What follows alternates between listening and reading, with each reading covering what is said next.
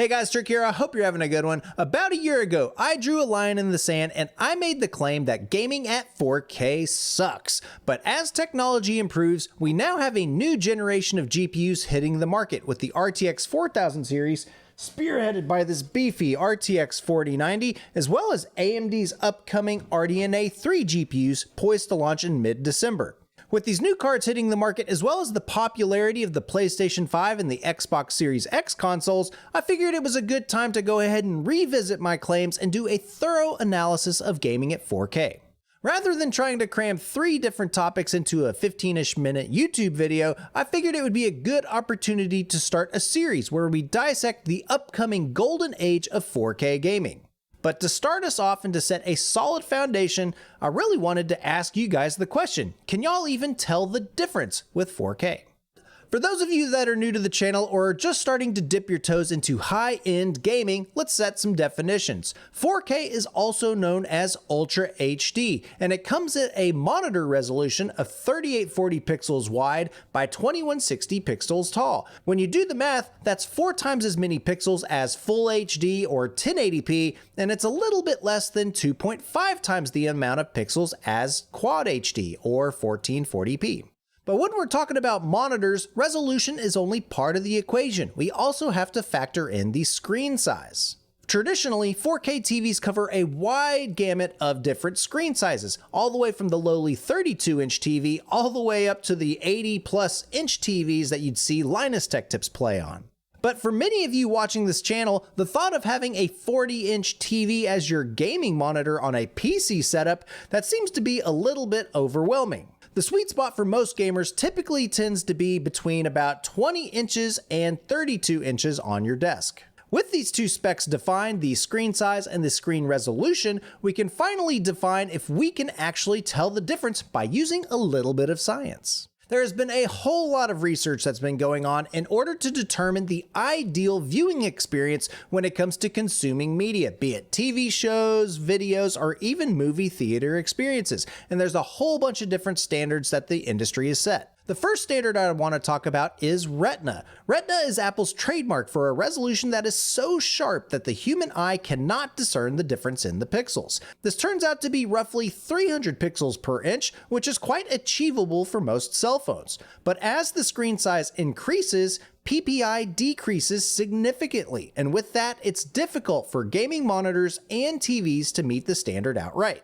The saving grace here, though, is just how far you sit from your monitor. As the monitor goes further and further from your eyeballs, your eyes start to have a harder time identifying individual pixels. This makes sense and is validated by Apple's own recommendation of a viewing distance between 10 to 12 inches for their Retina phones. Now that we have 3 different variables to cover in our analysis here, I want to introduce you guys to my viewing distance chart. On the bottom axis, we have the monitor's diagonal screen size. I'm ranging from popular 7-inch handhelds for all you Steam Deckers out there, all the way up to 32-inch monsters. On the left is the viewing distance, ranging from in-your-face action experiences to a more leisurely viewing experience. As for the colors, these represent the different resolutions we're talking about today.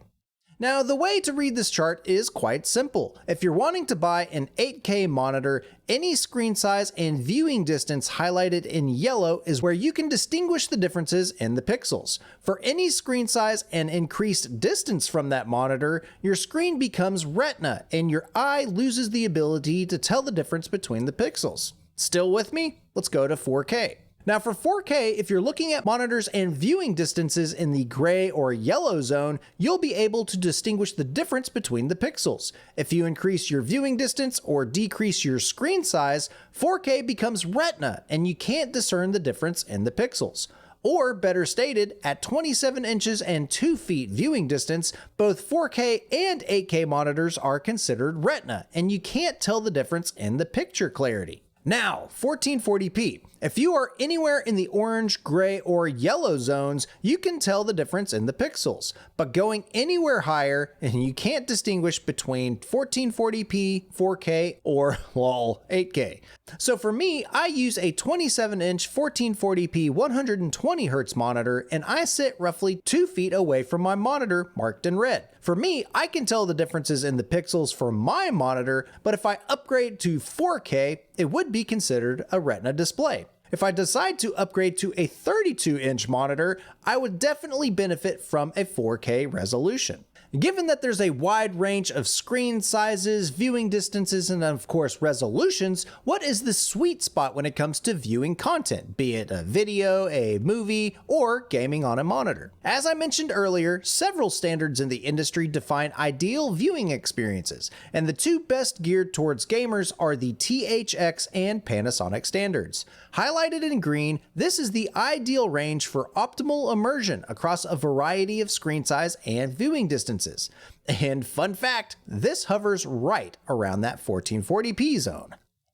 Of course, this all sounds good on paper and coming from a YouTube video, but how does it actually play out in your own setup? I challenge you guys to grab yourself a tape measure and sit down in front of your gaming monitor in order to watch the rest of the video. I'm going to show you a bunch of examples on how it applies to my gaming setup and how I could actually benefit from upgrading to a 4K display. First, I want you guys to take your tape measure and measure the distance from your eyeballs all the way to your computer monitor and set that as your baseline. For me, I'm comfortable around 18 to 24 inches, which is technically Retina for a 4K monitor.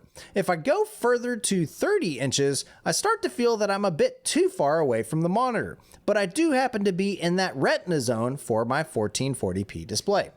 Next up, I want to take a look at monitor resolution. Here, I've got 3 different samples of the Call of Duty Modern Warfare 2 benchmark running at 3 different resolutions. Of course, 4K, 1440p, and 1080p. Now, of course, this is a 1080p video, and a couple of you guys flame me on it, but I like to think of this as a good comparison when looking at the same monitor size. Keep in mind, when your monitor is further away and you're using a higher resolution, there's a higher chance that that particular format would be a Retina display. And as you go to 1440p and 1080p, you should be able to determine the differences in the different pixels. So I think that putting a 4K picture inside of a 1080p frame should still represent this quite accurately, even with the YouTube compression.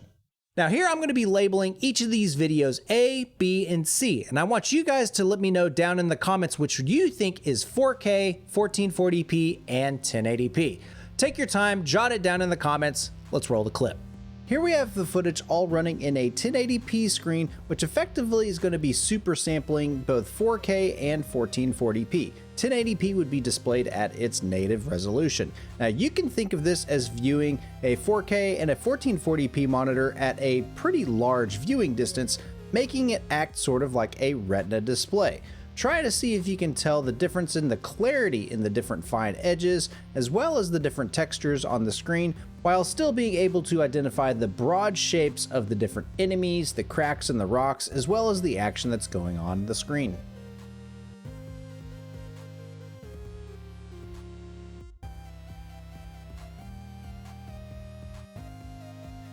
In this clip, we're running at a 1.33 times zoom, which makes it effectively native resolution for a 1440p screen.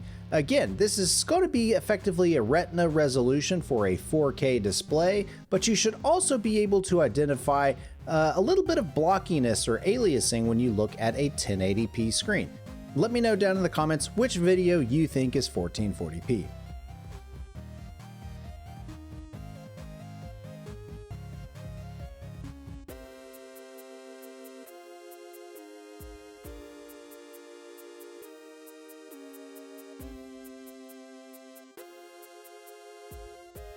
Last up is a 2 times zoom, which is effectively running the 4K video at its native resolution. Now both 1440p and 1080p are being effectively digitally zoomed in here, so you should see increased blurriness and aliasing for both of those different resolutions.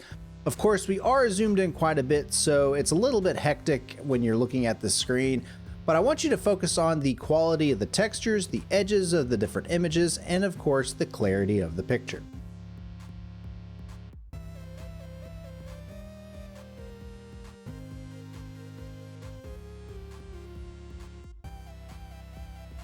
Viewing distance checked, resolution checked. Now I want us to focus in on our viewing angle. Remember, that goes back to the THX and Panasonic standards that I think are really good for gaming. The best way for me to visualize this is using an article I read on Wikipedia that talks about peripheral vision.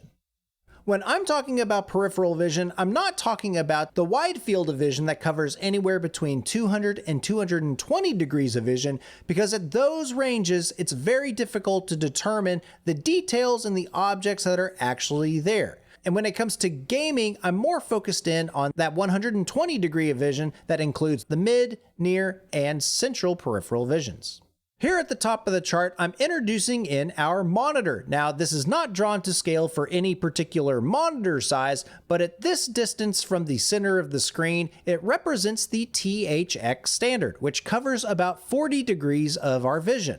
As we move the monitor closer to our face, we start to get towards that Panasonic specification that covers about 50 degrees of our vision. Again, these distances from the center of the circle are not to scale for any particular screen size or viewing distance, but it illustrates how much of that monitor is covered by our vision. Here at the Panasonic standard, you'll see this central cone, as well as the paracentral and the macular cone. These cover our different visual sweet spots when it comes to clarity on a screen, and with the Panasonic standard, we can focus in clearly on the center third of a monitor. But if we go back to the THX standard, these cones get a much larger, and we can focus in on a larger portion of our monitor. Granted, the objects are a little bit smaller, but we do see more of the screen. Hopefully each of these examples helps kind of clarify some of the different jargon that's talked about when it comes to all the different aspects of 4K gaming, when it comes to resolutions and screen sizes. But I do think there's some clear takeaways from this video that I want you guys to take to heart to your gaming setup. First off, and without a doubt, 4K is super sharp. This can be very beneficial in several different scenarios. For my specific setup, 1440p's pixels might be too noticeable at my viewing distance, so 4K will increase my clarity by a decent margin. If I do plan on upgrading my monitor to a 32-inch panel, 4K would be even more beneficial compared to my current 1440p panel. Next, if you're wanting to play your PC or console on a larger display or TV, 4K will definitely fare better off than an old school 1080p screen. With a 40-inch display, you can sit about 3 feet away from the TV and still see a crisp image compared to the nearly 4 feet away with 1440p. Even with the improved clarity and the increased screen sizes, there are some instances where you might not be able to tell the difference, and it could in fact impair your vision of your screen. Going back to the THX and Panasonic specifications, the ideal viewing experience straddles the 1440p resolution. But I have issues with that standard, and to me, the screen just seems too small at that viewing distance. In some instances, having more monitor in my viewing window helps me get more immersed in the experience. But in others, my eyes might not pick up on the critical details, causing me to look around my screen a bit more. At the end of the day, 4K resolution provides a superior clarity that the older resolutions just can't provide. But in most cases, at least when it comes to gamers, most of you guys probably won't notice the difference. And that's all I have to say about 4K resolution, screen size, and some viewing distances. Make sure to come back in the next coming weeks where we talk about the performance required for 4K gaming, as well as the cost, because with these newer GPUs coming into 2023 and beyond, I think that 4K gaming finally gets a standpoint for mainstream gaming, and I can't wait to tell you guys. So thank you guys for watching to the end of the video. I hope you all enjoyed it. We'll catch you in the next one. Later, guys.